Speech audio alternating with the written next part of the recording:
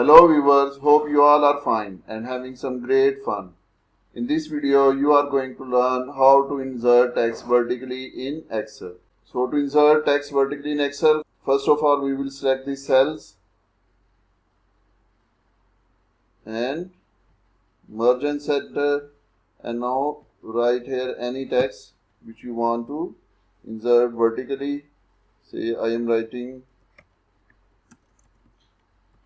how to text, and then go in home tab, and here you can see orientation. Click on this and you can see here rotate text up.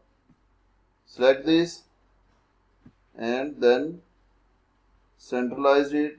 You can see the text is inserted vertically. In the end, please like and share this video and subscribe our channel. Thank you.